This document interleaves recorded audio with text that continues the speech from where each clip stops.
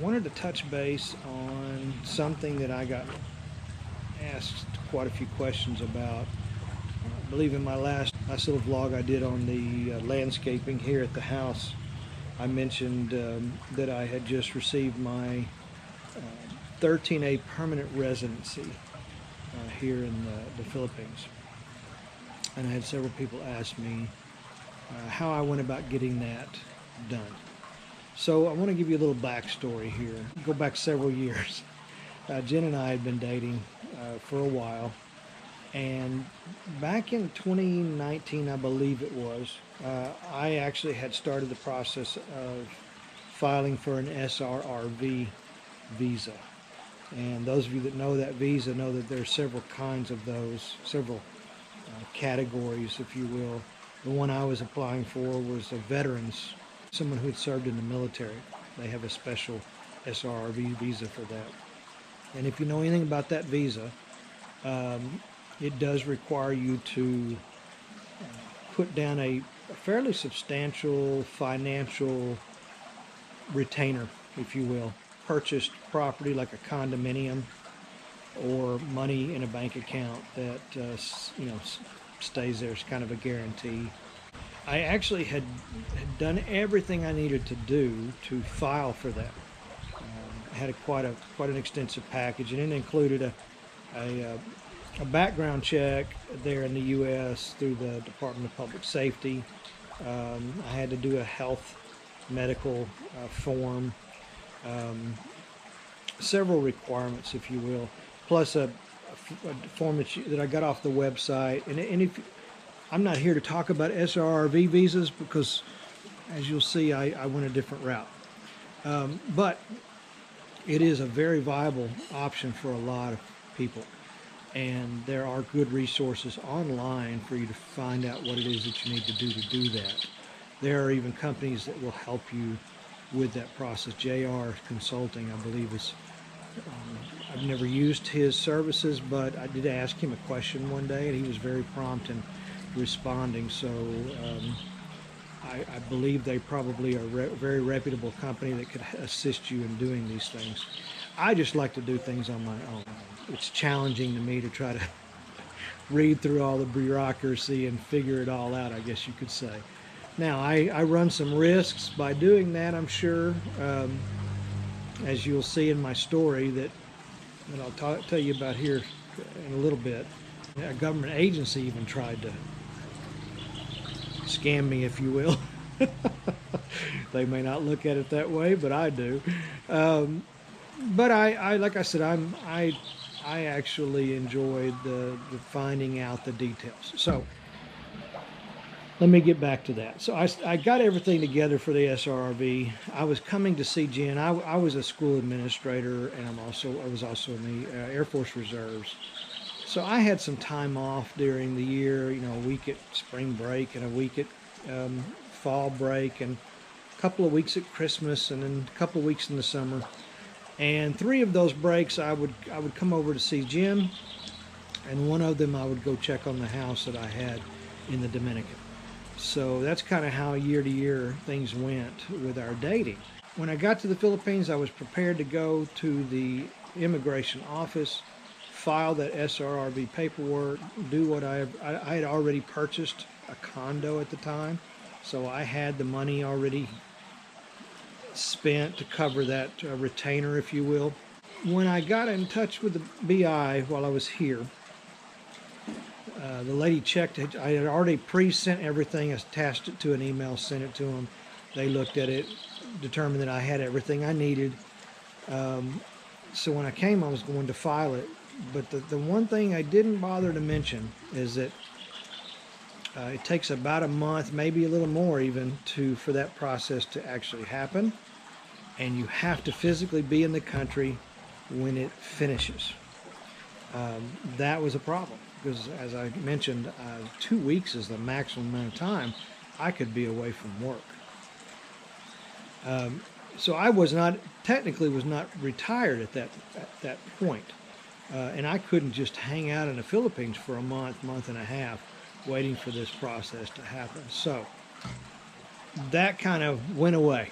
as an option until, if and when, I actually retired and moved to the Philippines, or could spend more than a couple of weeks here. Fast forward, COVID, lockdown.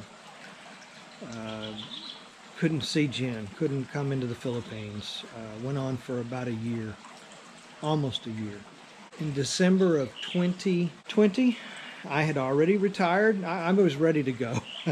I had retired from the Air Force. I had retired from Texas Public Schools. I had 4 businesses, Anytime Fitness franchise gyms that I had built in East Texas. I had sold all of those.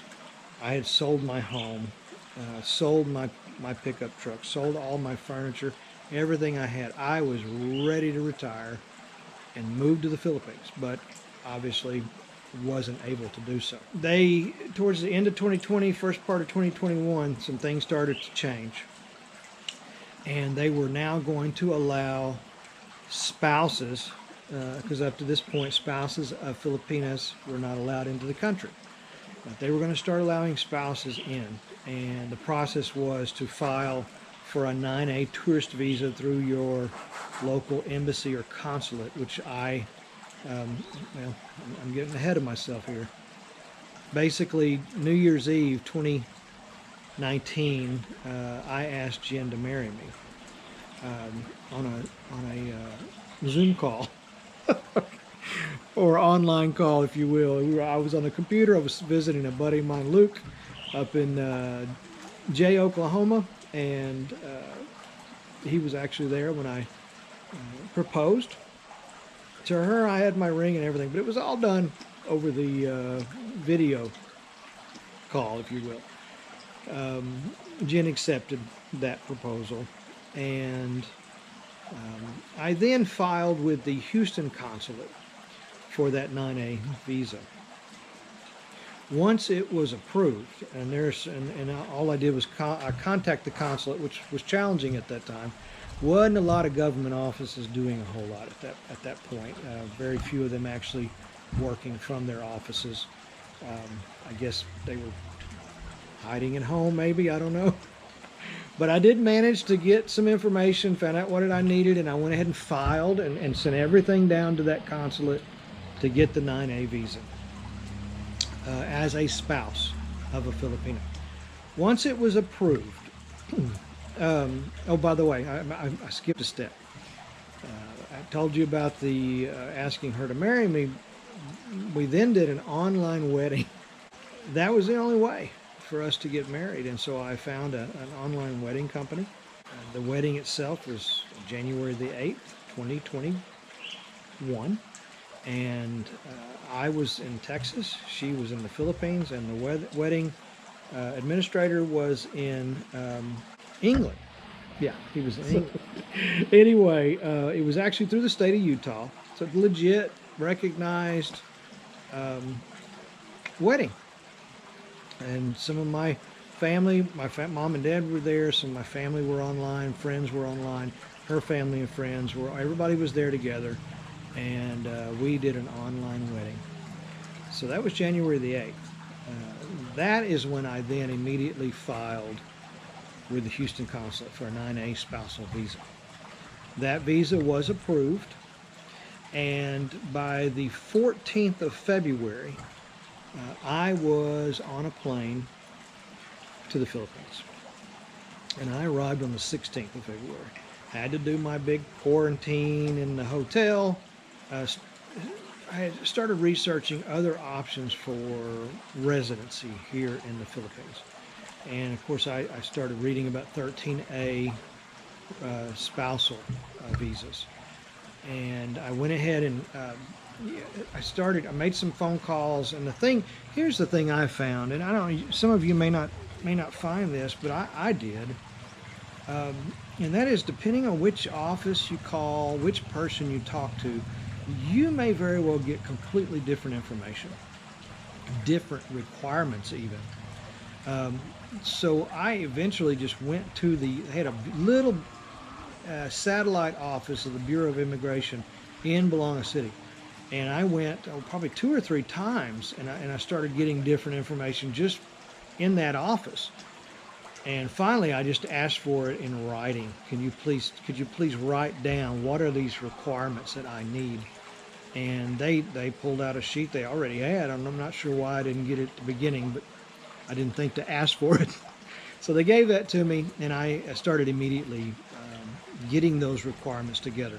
One of them's an online form. I still have some of the stuff that I did back then, but of course this is, now been a couple of years, and things change, so I can't tell you this is exactly what it's going to take, but this BI form CGAF 001 Revision 2 Consolidated General Application Form for Immigrant Visa. It's kind of a standard form, and it's available online. And I was filing for a 13A non-quota immigrant visa by marriage probationary because, and I was going from a 9A tourist visa to this. Because they have a policy or a rule or a law that you have to be in the country under this visa status for a year under probation. And I told my wife I had to act good for a year. And as soon as that year was over, I didn't have to act good anymore. No, I was kidding. Anyway, so I started that, got all my stuff together. You have to do it kind of in a little folder and multiple copies, and there's an NBI background check that looks something like this. You go to the National Bureau of Investigations to get that, and it's kind of lengthy for someone who never lived in the Philippines and hasn't done it before. And the stuff I had already done in the U.S., none of it was any good at this point because it had been too long. So I did all the stuff that they required, including fingerprints and so forth. And I did that through the Olongapo because there's only certain offices that will do that initial NBI investigation for a foreigner. And so I had to do all that as well. So it took a little time. A lot of fees. You're going to find that they have a fee for just about everything. And I can't remember the exact amount of the fees, because you're paying for what's called an ACR card. You're lots of fees. I want to say it was right around 15,000 pesos when it was all said and done. I could be wrong about that, but that's just my memory. That seems about between 11 and 15,000, which, $300. To me, I thought that would, compared to U.S. stuff with visas, that's pretty cheap. Anyway, that process took place. I got approved. I got my probationary ACR card, and the year started. Fast forward again to 2022. I knew that I had to get an NBI, a National Bureau of Investigation, update investigation 1 year from when I got my probationary 13 Alpha. I did that. I went to the NBI office and in Tarlac, because we had moved from Balanga at this point. We were living now in Cuyapo. But I've gone to Tarlac. That was the nearest office that worked with the foreigners, and went through the process of getting that done. Came time to file the paperwork to amend from probationary 13A to permanent 13A, but my MBI wasn't back yet. They did not meet their deadline. There's a shock, right? We made a lot of trips to Tarlac. We made a lot of phone calls to Manila. Nobody could tell us why my MBI was not available. Finally, it was determined there was some kind of glitch in the system. Manila could see that it was approved, and it was approved on time for me to be able to file for my permanent residency. But Tarlac, for whatever reason, was not able to print it out. In the middle of all this, some folks at the NBI office offered to help me push this through, even though we were now past the deadline for me to file for this permanent residency. for a bargain of 55,000 pesos, they were going to make that happen. Folks, that's a lot of money. And I knew that wasn't right. And so I turned that offer down.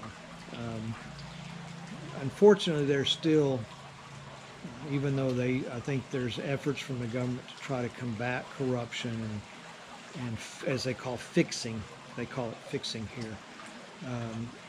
They want people to do it the right ways. But in my case, the right way was backfiring on me. So now here we are. At the time, I didn't have an MBI clearance. It was time to file the paperwork for the permanent. I already had everything ready to go. Went to the BI office, and they basically said, you can't file without this MBI clearance. But they told me that they can do some amending and some things of that nature, some special letters to ask for the deadline to be basically, that's no fault of my own, that I'm waiting on another Philippine government agency to get their stuff together to give me what I need to be able to file it. And that I had done that in enough time to reasonably be able to file on time.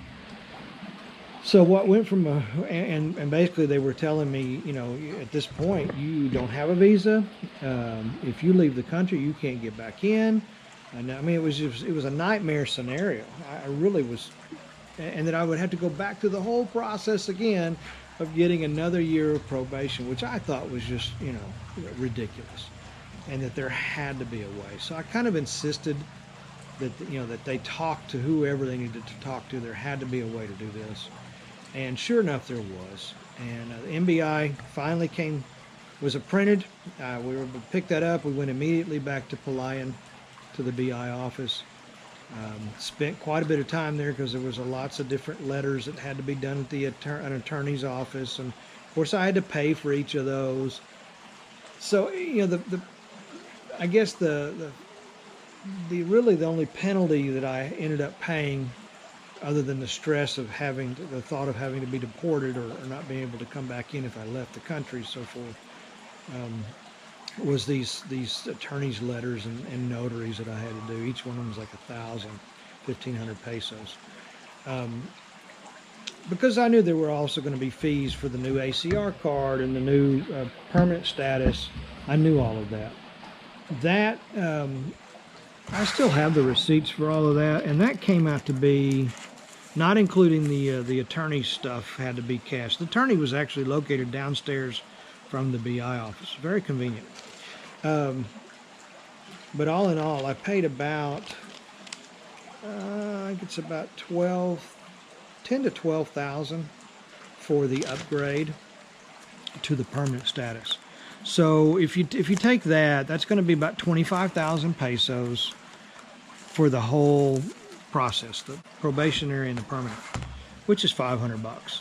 And I now have approval for, as I'd mentioned in the previous vlog, I am a permanent resident. I then, once that approval came through, I had to go back to Palayan, take my passport. My passport will be about a month or so, probably, before the passport comes back with the proper visa inside of it, and my new ACR card with a permanent status comes back. Now, what was beneficial about this process is that it did not require me to put a large sum of money inside of a bank and keep it there and not have access to it, or have to purchase something else to be able to meet a minimum criteria of a retainer. There's nothing like that required on this. Because I am married to a Filipina, I was eligible for this process.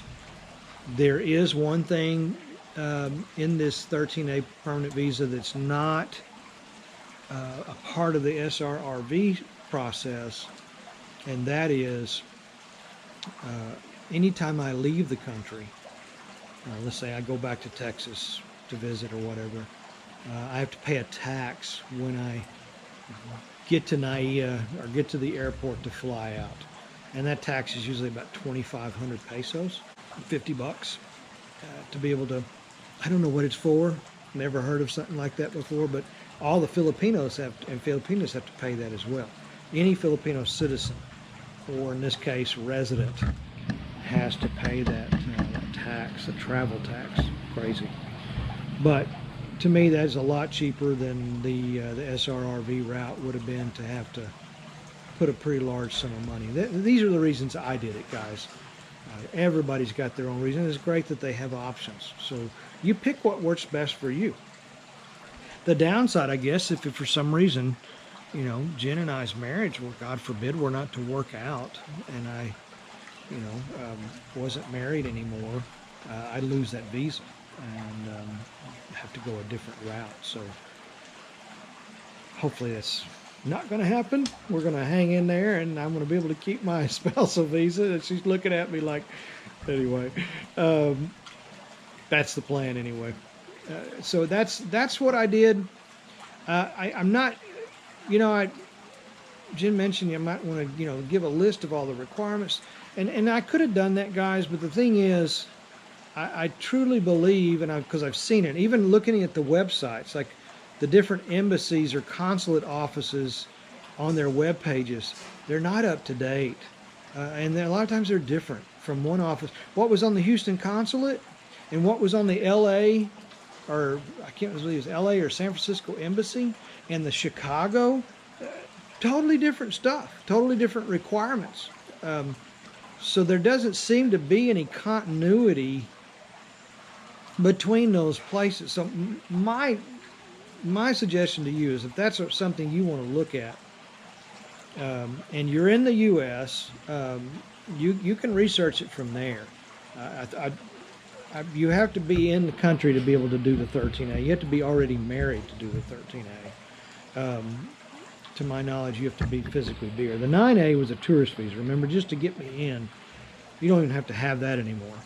They do visas on arrival for Americans, so that's not something you would have to do. But the 13A, you'd have to do it while you were here. And it's a process. So again, you've got options. You can pay a service to help kind of walk you through this and do a lot of the legwork for you.